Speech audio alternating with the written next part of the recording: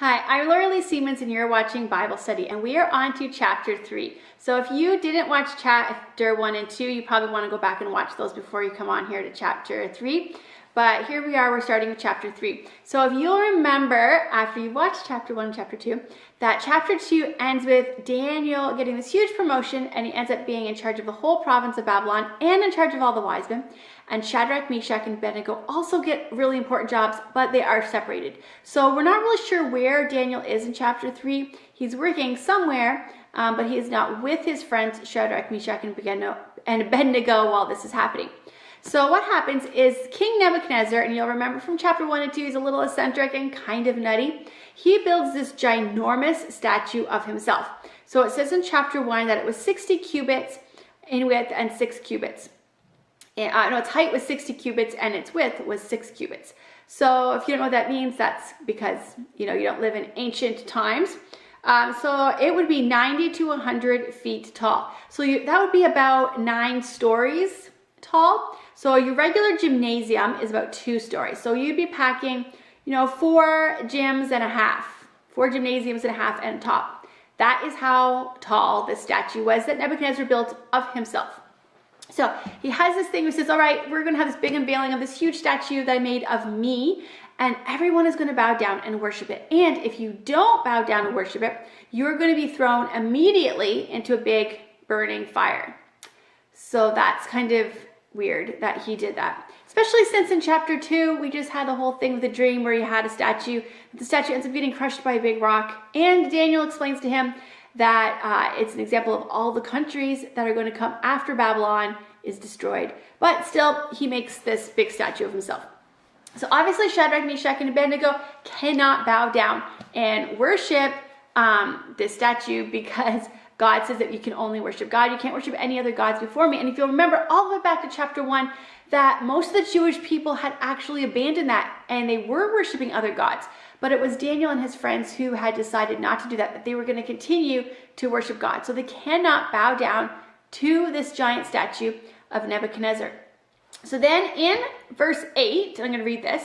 Therefore, at that time, certain Chaldeans came forward and accused the Jews. So not everyone right away would have noticed when the music started playing that Shadrach, Meshach, and Abednego did not bow down. But there was certain Chaldeans here who noticed, and they of course had to come and tattle on them. Now today, we don't really have a problem with big giant statues that we all have to bow down and worship. I'm from Canada, and Justin Trudeau definitely likes himself a lot, but he hasn't yet built a giant statue of himself and asked us all to bow down and worship him. If you're watching from America, Trump also kind of likes himself a lot, but he also yet hasn't built a giant statue of himself and asked you all to bow down and worship him. There are some countries in the world where you do need to bow down and worship the leader of the country, like North Korea and places like that. And if you don't, you will be killed. So that is something that still happens today. But in North America, we do still have things that are expected of us in society now, especially recently, a lot of social justice warrior type things. And if you refuse to do that, or you refuse to maybe bake a cake, take a picture, put an article in a magazine that you are in charge of writing, that you will be thrown into a fiery pit, but the tattletalers will come out and complain and get you in trouble. So we don't have the problems they have in North Korea or in a lot of the countries in the Middle East that the Christians have to face. But we do have here needing to be willing to stand up. And in this case, it wasn't that Shadrach, Meshach, and Abednego did something. It was that they didn't do something. They refused to bow down. So they're tattled on, and then they are brought before the king. Now, King Nebuchadnezzar likes Shadrach, Meshach, and Abednego. And so when they come before him, and he's kind of surprised because they're like his good guys. And he doesn't even see the problem that they would have with bowing down and worship the statue. He just thinks, well, maybe they just didn't get what I was saying when I said bow down when the music starts. So he's going to give them another try. And he's like, well, I'm going to start playing the music again. And what you're supposed to do, maybe you missed this, is bow down. So here is the response that Shadrach, Meshach, and Abednego have for the king. And I'm going to read it. So Shadrach, Meshach, and Abednego answered the king, "O Nebuchadnezzar, we have no need to answer you in this matter. If that is the case, our God, whom we serve, will be able to deliver us from the burning fiery furnace, and he will deliver us from your hand, O king. But if not, let it be known to you, O king, that we do not serve your gods, nor will we worship the golden image which you have set up." So they said, "You know what? You don't need to give us another chance. We understood what you were saying, but God is actually stronger than you and more powerful than you, and he is going to deliver us from the fiery furnace, or at least he's powerful enough to deliver us from the fiery furnace. But if he doesn't, if we go in the fiery furnace and we all just die, then that's what happens. We're not going to bow down to your statue. So God has the power to deliver us, but if he chooses not to deliver us, either way, we are still going to serve God and do things his way." That's really an important thing that really hit me the first time I studied this chapter, because sometimes we can say, well, yeah, I'm going to serve God, I'm going to do things God's way, and he's going to protect me, he's going to make things go really good. But then when everything falls apart, and when you stand up and you do the right thing, but you're still fired from your job, or you're still, people spread lies about you, and people still believe it, and your integrity is attacked, even though you've done the right thing, and you know you've done nothing wrong, that's really hard. And it can be hard to say, God, I'm still going to serve you and do the right thing, even though you didn't protect me when I was facing this. And so we need to know, why are we serving God? Are we serving God so that he will protect us? Or are we serving God because it's the right thing? And we know he's powerful enough to protect us, but we're going to trust him, and we're going to trust his will. So that's what Shadrach, Meshach, and Abednego did. Now in verse 19, there's a little tiny phrase that I love. So it says, "Then Nebuchadnezzar was full of fury, and the expression on his face changed." So we can see, okay, if his expression changed, then the first time he was talking to to Shadrach, Meshach, and Abednego, his face would have been more sympathetic. So you're looking at the king, it's kind of scary still, but he shows he likes you, he's kind of mad that you're doing this, but then his face changed. So imagine what that would have been like. That would have been really scary to just see the king's face change, and he became very, very angry. So what he tells them to do is that he wants them, the people in charge of the fire, to actually make it 7 times hotter. So they have to make it even hotter. And then they take Shadrach, Meshach, and Abednego, they tie them up, and they throw them into the fire. But what happens, and I'm going to read this here in verse 21, this is what happens to the people who throw them into the fire. "Then those men were bound in their coats, their trousers, their turbans, and their other garments, and were cast into the midst of the burning fiery furnace.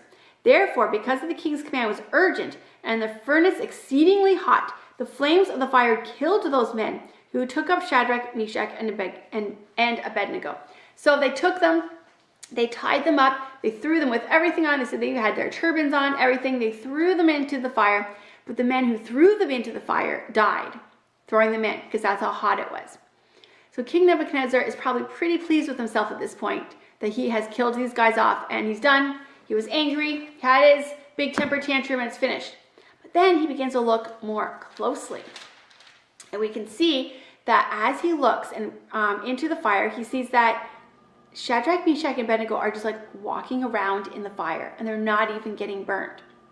And then he says in verse 25, "Look, I see 4 men loose walking in the midst of the fire, and they're not even hurt. And the form of the 4th is like the Son of God." So when he looks into the fire, he's like, they're just walking around, and also there's 4 of them. And Shadrach, Meshach, and Abednego, that's 3, but there's 4 walking around in the fire. Now here's a really important thing to know about God. God never ever promises, ever in the Bible does he promise that if you do the right thing, you won't end up in a fiery furnace. What God does promise over and over and over again, and shows us here in the book of Daniel chapter 3, is that he will be in the fiery furnace with you. So if you have done the right thing and you are still facing court, facing people lying about you and spreading rumors about you, losing your job, you're facing a fiery furnace, your own type of fiery furnace, but you've done the right thing.